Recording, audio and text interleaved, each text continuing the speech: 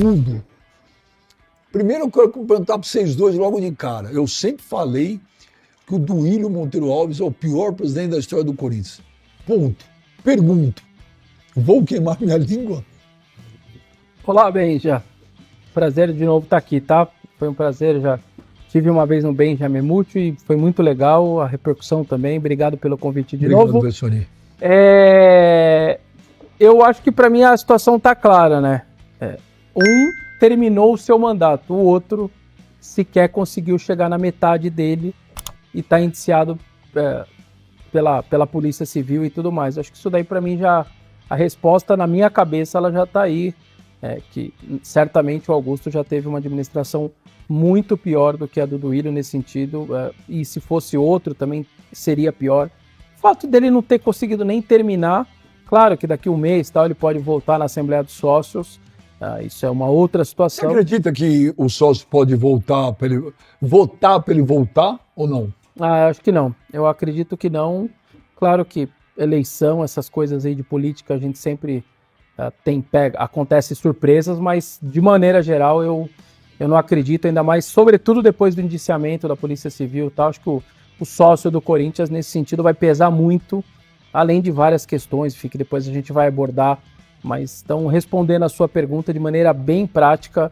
Quem não termina nem o mandato e se torna o primeiro presidente em exercício da história do futebol brasileiro, porque a gente foi, a imprensa inteira de Minas, fomos perguntar, nunca tinha acontecido nos times de Minas, Rio de Janeiro, Rio Grande do Sul, nenhum presidente na história em exercício tinha sido Cruzeiro, indiciado. não, naquela... Indiciado ele já tinha saído do Inter, que recentemente em 2016, o Piffer, acho que era, não lembro, já tinha ido embora também, enfim, mas em exercício a imprensa não conseguiu, a gente foi buscar e a gente não achou um caso parecido com esse. Então, já respondendo a sua pergunta, para mim está claro que ele não voltando em agosto na Assembleia dos Sócios, para mim ele vai confirmar ali como o pior desempenho ali de um presidente na história do clube, pelo menos desde que eu sou nascido em 79. Queimei minha língua, Marco? Benja, primeiro, obrigado pelo convite, prazer estar aqui. Cara, para mim o Augusto Melo ultrapassou de longe o Duílio, o Andrés, o Gobi, o Roberto. O Roberto iniciou um processo de impeachment que acabou nem começando, né? Ele parou antes de começar, porque ele tinha uma assinatura que era anterior à data da posse dele.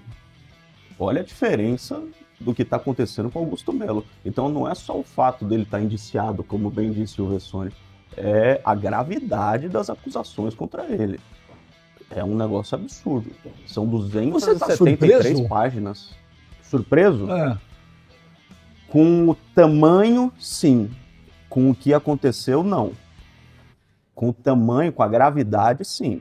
Agora, desde lá de trás, quando surgiram os primeiros indícios de que havia irregularidades, a gente sabia que o negócio ia crescer. Mas você não achava que era nesse nível? Nesse nível, não. Você também não achava que era nesse nível, professor? Não, nesse nível não, e nem com a quantidade de situações que a gente está vendo, né? Então, excesso de contratações na base, agora esse lance do indiciamento por conta de um comissionamento de um patrocinador, de quase 20 grandes cargos assim de diretores ou superintendentes pedindo para ir embora, saindo do governo. Então a gente já teve aí, o clube já teve 3 jurídico, 3 do marketing, 3 administrativo. Eu não imaginava que ia ter todas as áreas algum problema nesse sentido em 1 ano e meio. Eu acho um negócio, isso eu não esperava. Essa quantidade de coisas, sinceramente, para mim é muito surpresa. Hoje saiu um negócio que da comissão, aquela comissão da Vaidbet, que era de 25 milhões de reais, que o Augusto estaria devendo dinheiro para agiotas, para influenciadores, e que essa comissão era para pagar esses caras. É isso? Isso faz parte do depoimento do Rubão. Foi o Rubão que falou isso? Foi o Rubão. E está no inquérito. Eu li parte do inquérito, porque foram 273 páginas que saíram ontem, é um negócio de louco, assim, é muita coisa. Enciclopédia, velho. É muito longo. Então eu li uma parte e eu li essa parte do Rubão. Está assim, Rubão, testemunha que, e aí ele fala isso, não foi investigado, não foi apurado. Mas segundo o Rubão, o Augusto estaria devendo para agiotas que estariam, inclusive, o ameaçando. Isso está no inquérito, mas não está investigado, está nas palavras dele ainda. O inquérito que saiu ontem vai gerar vários outros inquéritos. O inquérito que saiu ontem vai gerar um inquérito do crime organizado, vai gerar um inquérito disso que o Rubão falou, vai gerar um inquérito da empresa do Cassundé, vai gerar vários outros inquéritos. O inquérito de ontem foi o da Vai de Bet, mas vai acontecer muita coisa ainda pela frente. Não acabou ontem. Vai sair gente presa do Corinthians? Ai, cara, essa é uma pergunta difícil, porque o Ministério Público, agora, qual é o próximo passo? O Ministério Público vai pegar esse relatório final, essas 5 pessoas que estão indiciadas, e vai dizer, ok, eu estou acatando isso e transforma os 5 em réu. Ou diz, ó, não gostei muito da apuração, acho que está fraco o relatório, eu vou arquivar. São os 2 caminhos que vão tomar. Então, tudo depende, essa continuidade que você está perguntando, do Ministério Público, que acompanhou, aliás, boa parte dos depoimentos e tudo mais. Se o Ministério Público acatar isso e transformar os 5 em réus, obviamente que aí entra a nossa lentidão da nossa justiça. Isso é papo para daqui a 8 anos, quando for lá para Brasília, provavelmente, a gente voltar aqui no Benjamin Multi e falar, ó, aquela nossa previsão acabou acontecendo. É muito difícil, a justiça é muito lenta no Brasil, é muito processo para olhar. Então, não é uma coisa para agora, é muito difícil a gente ter um diagnóstico agora, sendo que não tem nem a apreciação do Ministério Público. O Ministério Público apreciou e acatou, abriu um processo, transformou eles em réus, aí vai durar muitos anos isso. Então é muito difícil antecipar tanto assim, Benja. Vou fazer uma pergunta fácil para vocês. Quem vai ser do Corinthians? Essa é facinho. Porque Fazem todo dia essa pergunta para mim. a curto e médio prazo, minha opinião, o Corinthians está ferrado. Não tem mágica. Não tem o que fazer.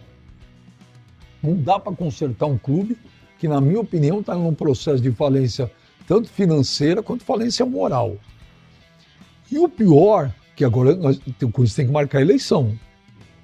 Eu também não consigo enxergar hoje ninguém lá dentro capaz de falar, vamos reestruturar esse clube. Prova disso que o Osmar Stabile entrou agora, a qual não vejo ele com a menor condição também de ser presidente do Corinthians. Nem é ele que está mandando, é? Ele não é ele. É um colegiado de pessoas, incluindo Tuma. Coisa que aparece, mas... E montou uma diretoria lá que é toda dos caras da renovação e transparência. É que todos vão ser, né? Depois de 16 anos é muito difícil aparecer alguém simples que não foi, dois. Né? O Augusto era também. Uma pergunta simples. O que vai ser do Corinthians? Cara, eu acho que assim, se você mudar o estatuto do Corinthians e colocar o fiel torcedor para votar, você vai aumentar o número de sócios votantes. Mas vai ter as mesmas pessoas como possibilidade de candidatura, não vai mudar nada. Você ter só os conselheiros, os 300 conselheiros podendo se candidatar, não vai mudar nada. Você tem que mudar muito mais. Desculpa, isso é legal você falar, porque o torcedor põe na cabeça isso. O fiel torcedor tem que votar. Ok. Vai votar em quem? Nos mesmos. Por exemplo, se fosse na eleição passada, o fiel torcedor estaria votando no André Negão ou no Augusto. Até porque eles fazem um filtro de propósito, né? Então, por exemplo, eu me tornei há cerca de 6 meses, eu me tornei sócio do clube. Faltam 4 anos e 6 meses para eu ter direito a voto. Esse já é um filtro, é uma quarentena de 5 anos. Vamos dizer que eu tive meu primeiro direito a voto. Eu vou querer tentar ser conselheiro do Corinthians. Eu tenho que ter 2 mandatos, ou seja, para poder tentar ser candidato a presidente. Na melhor das hipóteses, são 11 anos, daqui a 11 anos da minha vida, eu vou ter direito a isso. Então, o filtro já é exatamente para ficar... É feito para você. É feito para ficar as mesmas pessoas o tempo inteiro, só mudando ali. Um é branco, o outro usa a camiseta preta, o outro a cinza, passa 3 anos, o cara troca para branca, e eles vão só entre eles. Então, é difícil ter uma perspectiva. Hoje é um clube que tem que fazer 300 milhões simplesmente para não sair para enxugar gelo, é de juros 300 milhões. Então, você fatura alto? Sim, porque é um torcedor que faz o coisa faturar. Mas faturou agora 1 bilhão e 100, 300 milhões foi pro ralo. Gente, só para pagar juros. É como se você tivesse 2 times para pagar por mês. Exato. É praticamente uma folha salarial, são mais de quase 20, 22, 23 milhões por mês. E além disso, uma falta de planejamento. Gostou do vídeo? Então dá um like, comenta e compartilha, se inscreve no canal, nos ajude a crescer, porque aqui é de torcedor para torcedor.